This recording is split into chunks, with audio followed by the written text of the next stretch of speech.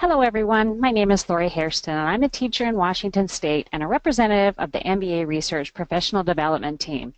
Today I have the opportunity to share with you tools and resources to help implement project management into your curriculum. Today's learning targets include understanding the 5 phases of project management, determine the use of the project management templates, know where to find tools to implement projects, and tips for teaching project management. The Project Management Institute Education Foundation is the driver behind the project management movement in education. They have developed many resources for educators at all levels. These general resources can be found on their website at www.pmief.org and are a great way to start implementing projects in your classroom today. You can see here just a few of the tools they have posted on their website. In particular, make sure you download the Project Management Toolkit. It is a great place to start if you want to integrate project management into your classroom. The toolkit includes case studies, curricula, assessments, alignment to standards, student exercises, templates, sample student projects, and project management terminology. The templates in the toolkit are the forms students will complete in each phase of the project. We will further define these forms later in the presentation. Once again, the PMIEF website is www.pmief.org. Register as an educator and all of the materials are free for you to use. Whether you are using the MBA research projects or not, here are some general tips and ideas to make using projects and project management a success in your classroom. First and most important, make sure you are using a strategic process for forming teams. In the early stages of project management, it may allow students to form their own teams for a small project or team building activity. However, when we start on our projects, I make sure I look at my student profile and group accordingly. Each project team is made up of students with different ages, genders, ethnic backgrounds, abilities, and challenges. To start each project, review the processes and make sure students know the terms used in project management. Give general instruction, help them form teams, then get out of the way and let them learn. You should be an advisor, meet with them each week or more often if necessary, but let them make the decisions. Be prepared for organized chaos. The classroom should be lively. Be flexible. Since each team is managing their own project, the process and the outcomes will look very different, just like in real life. Don't forget to incorporate formative assessments. Sometimes we get so excited about the projects and that the standards, the contents that students should learn, become an afterthought. Frequent formative assessment is still needed to ensure students are learning the required material through the project. Also bring together a panel of judges for the final presentations or outcomes of project. Recruit administrators, other teachers, and business professionals, and parents. You and your judges will be amazed with the deliverables your students create. Each one will be unique. As you can see from this graphic, there are 5 phases of the project life cycle. Within each of those phases, there are specific steps and framework components that should be completed. We will take each phase separately and include examples of the framework components and tools you can use to help your students create them and successfully complete the phase. Phase 1 is initiating the projects. Students will determine who will be involved in or impacted by the project, called stakeholders, develop a project charter, identify the purpose and benefits of the project, and obtain authorization to proceed with the project. You can see from the graphic above the components students will develop in a project charter. They will also complete a stakeholder register. These are simple forms to complete as long as students understand the different components. Again, make sure key terms are understood before starting a project. Here is a copy of a project charter my students completed for the Marketing 5 project, one of the pilot projects developed by MBA Research. This is an extremely important document that students refer to when they are working through all stages of the project, so it is crucial to spend time planning and developing the project charter. Have an example or several examples of project charters available for teams to look at. Make sure the example is for a simple project. The most important thing initially is to make sure they understand what components go in a project charter. The complexity will develop as they complete additional projects. Examples of project charters for many unique projects can be found on Google and also at pmief.org. Once students have completed the project charter, they will turn it in to you or another stakeholder for approval to continue to Phase 2. A project scope statement is a useful tool to outline the project's deliverables and identify the constraints, assumptions, and key success factors. The well-written scope statement clearly defines the boundaries of a project.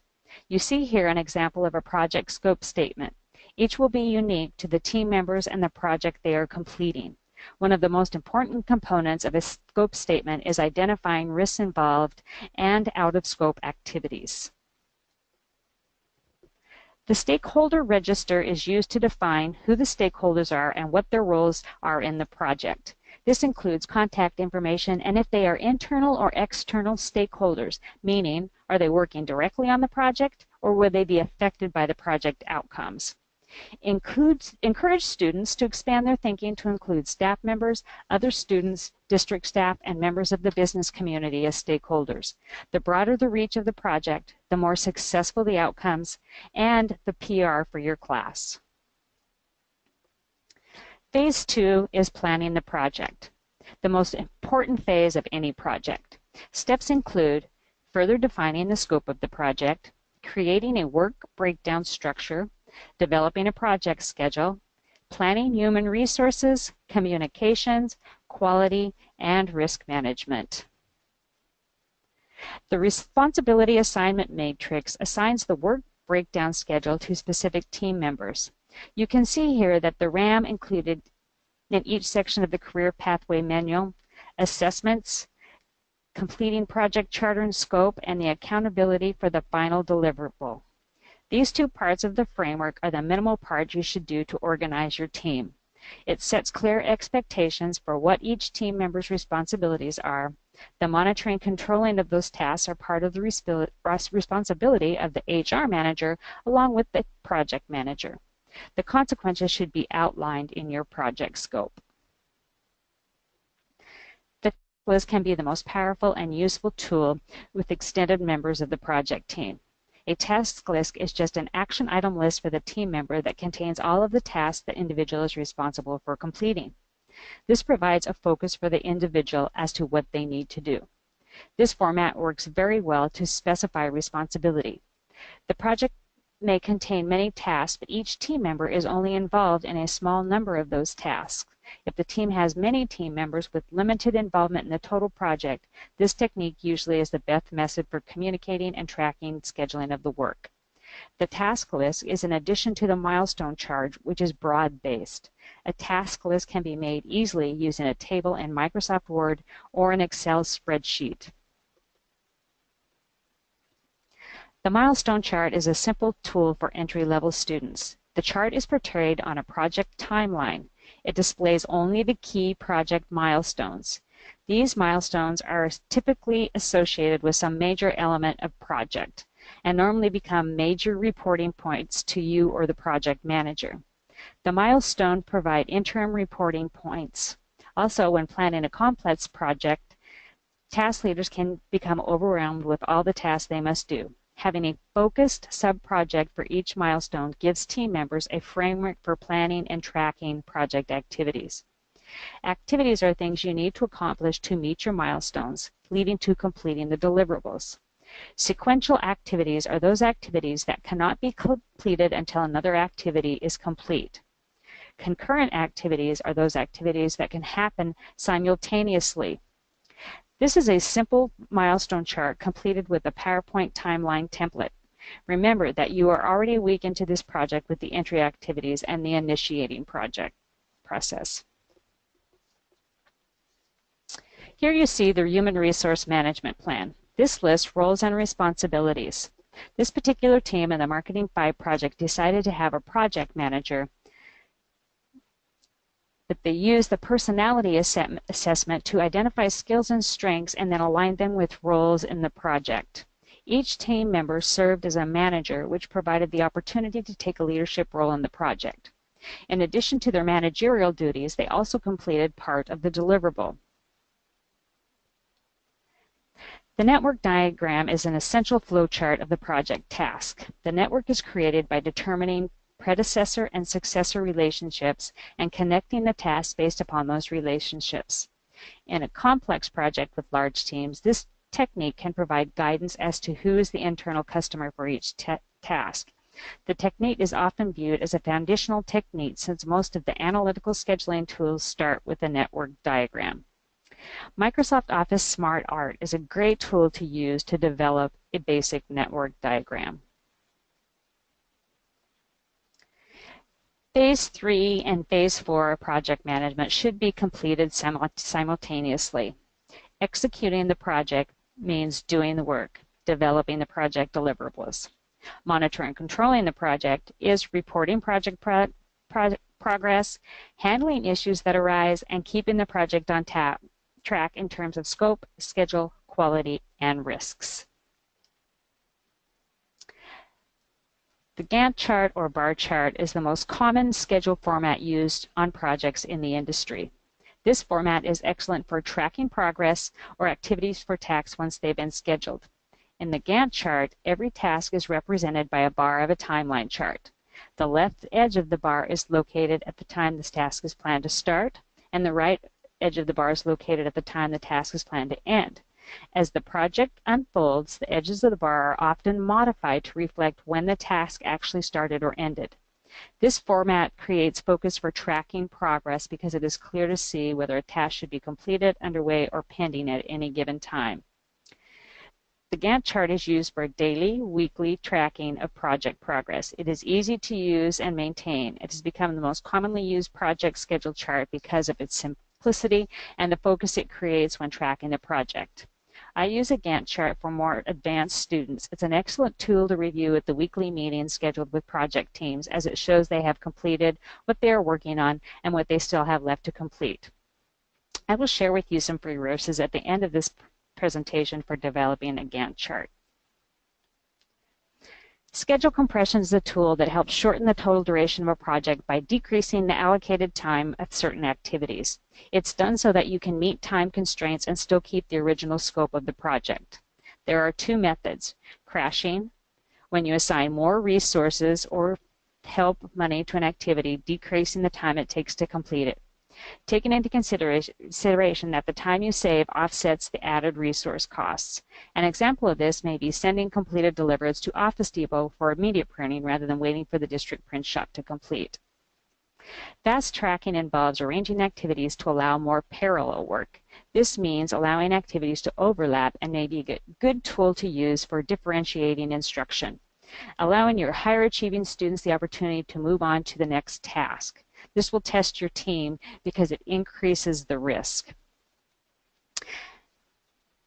As a teacher, you have status update meetings with each team at least once a week. The status report should be completed by each team in preparation for the meeting.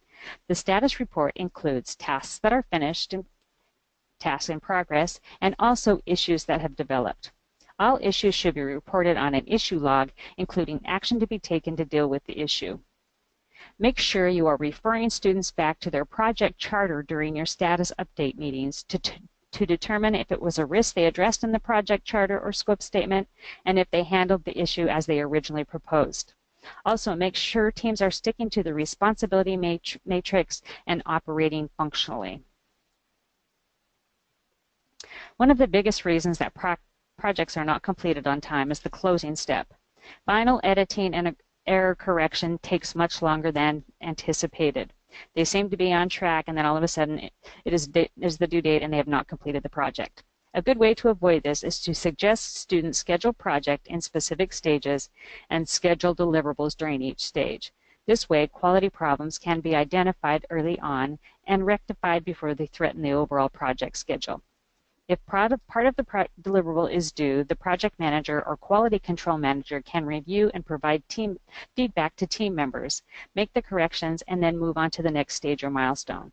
This helps all team members and makes the job of compiling and correcting the final deliverable much easier. The last stage of the project is closing the project, including submitting deliverables, conducting a post-project review, and documenting lessons learned and self-evaluations. Self and team evaluation is a valuable part of the learning process. The forms included in the PMIEF templates are effective for team and self-evaluation.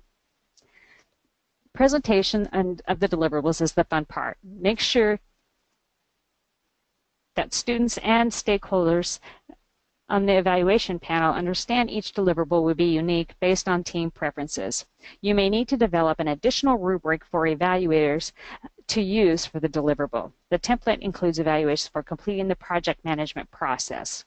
Here you can see the introduction of a hard copy of the Marketing Pathway Manual. This team did an actual booklet, while another team designed a website, and yet another team did a Prezi presentation. The unique deliverables are what set teams apart and help them understand differentiation and competition in the workplace.